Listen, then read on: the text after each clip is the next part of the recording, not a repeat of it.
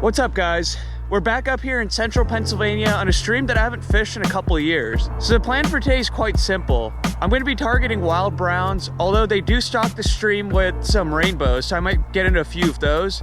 The water's a little off color with all the rain and snow melt that we've been getting, so the conditions are slightly different than what we've been experiencing for the past few weeks now. So the flies that I have on to start are pretty much the same as last time. So I'm going to be fishing egg patterns, and instead of an iron lotus on top, I decided to go with something a little flashier like a rainbow warrior or a paragon.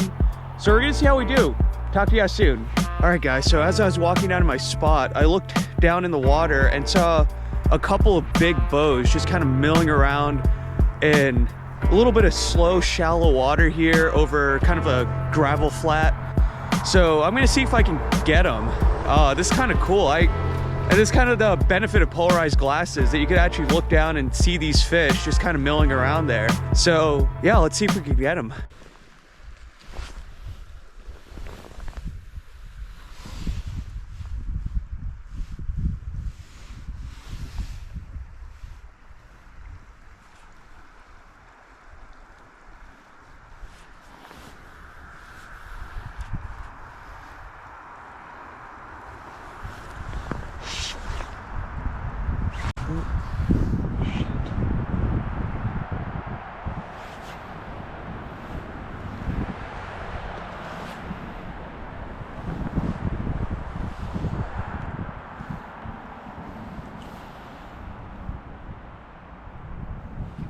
Oh, got him, got him. Oh, that's cool.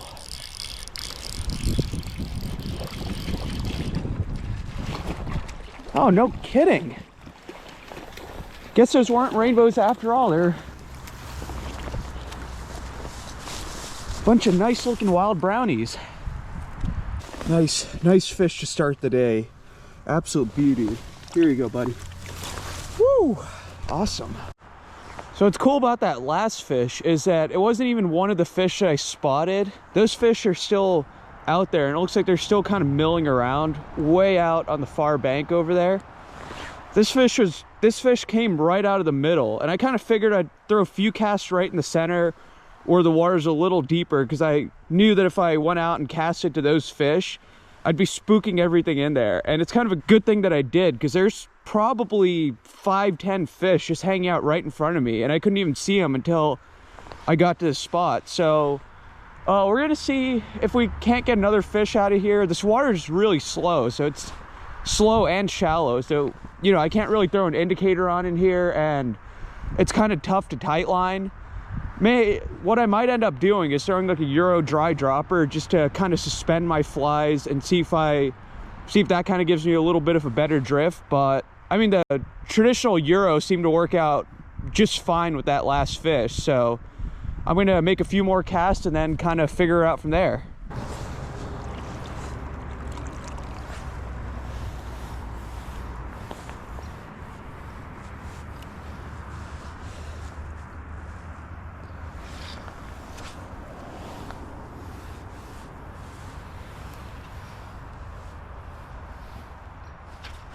Oh, there we go. Yes, finally. Oh man, it's been a tough morning. After getting that first fish on my 10th cast, it's been struggle city from there on. Just haven't found nice little wild brownie.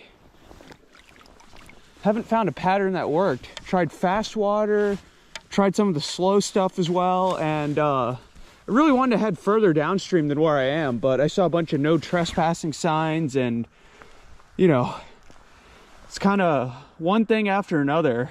But glad to get back on board, because I'm telling you, it's been a typical winter day today. Just tough fishing.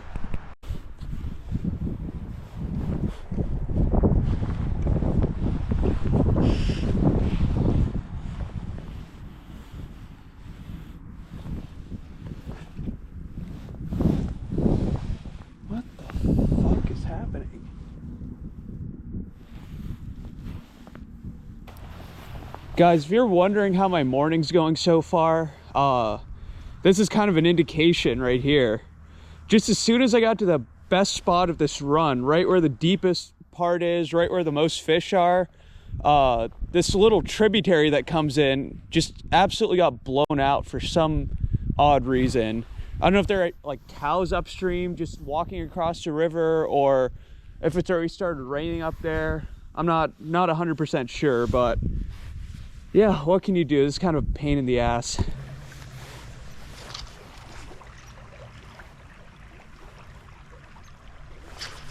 Oh, there it is. Woo! Finally. Oh, it's been, like I said, it's been a tough morning. This is a nice fish. Really nice fish. Oh, wow. Yep. She's not huge, but put up a spirited fight, I can tell you that much. There you go. Nice wild brownie. Gonna get an underwater release on this guy.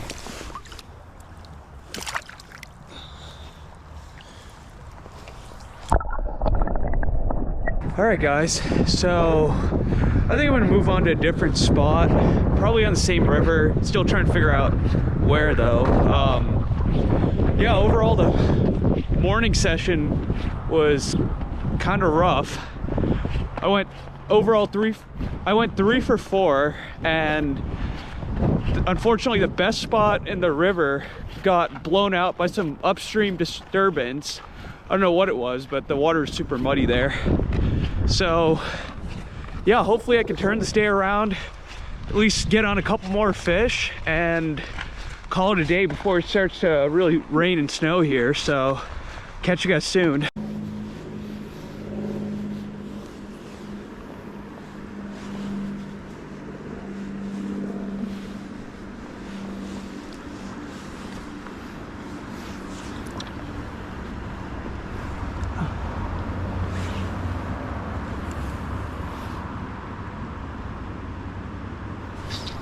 There it is. Oh yeah, that's a good fish.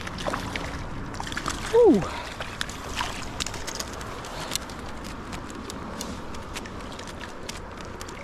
Oops, fly out. Guys, check out this brown trout. All the browns that I've been catching have been kind of like that buttery sort of brown color.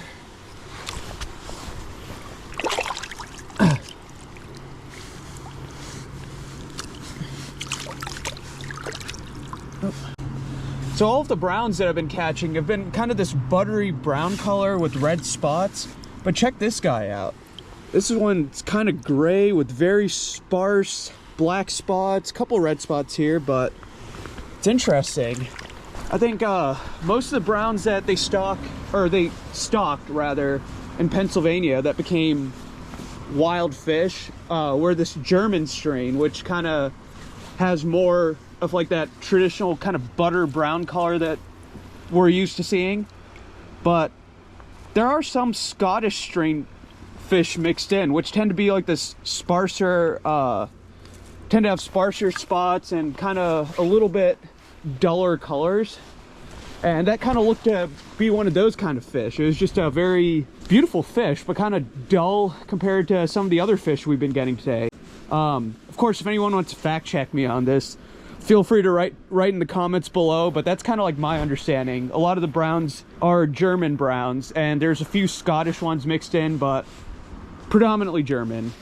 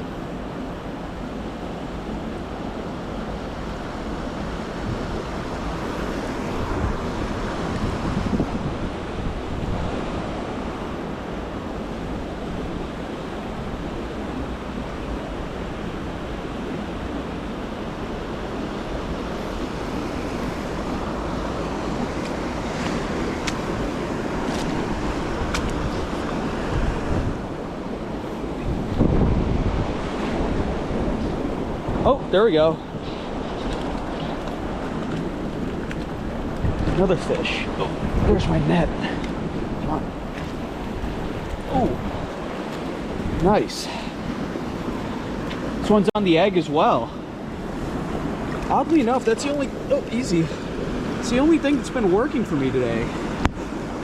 The egg. It's been a very hit or miss fly for me in the wintertime, although people around here say that fish predominantly feed on eggs all throughout the winter. I guess this year the spawn, despite the low water, the spawn's probably been exceptionally good, which is why there are a lot of eggs in the drift and the fish are responding better to eggs. But after almost a decade of fly fishing, I've kind of learned not to question these things, just kind of go with the flow, you know. Eggs are working, they're working. So try to see if we can't get another one on the egg.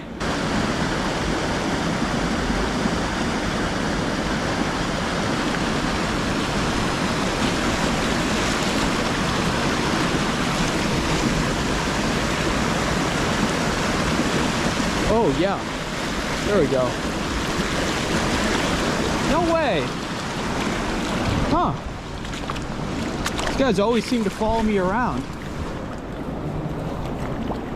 I think for the past 5 or 6 trips, I've always caught a rainbow trout. I thought today might be the first day that I don't. But check this out. This has got to be a wild fish. Absolute beauty.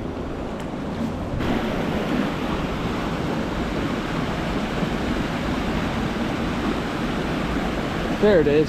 Oh.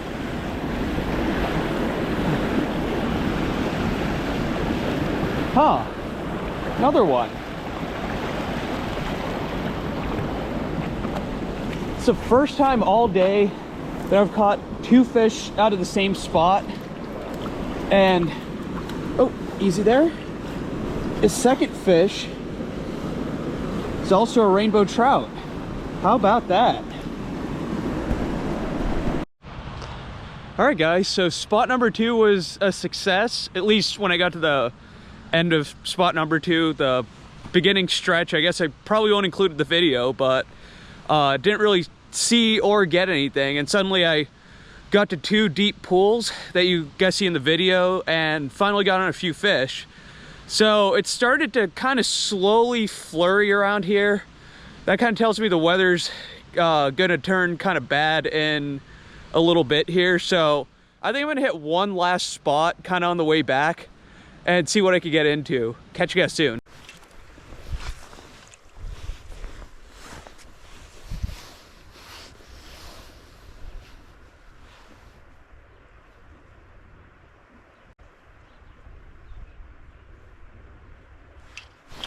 Oh, there it is. Oh, I wasn't even paying attention to that. Oh, wow.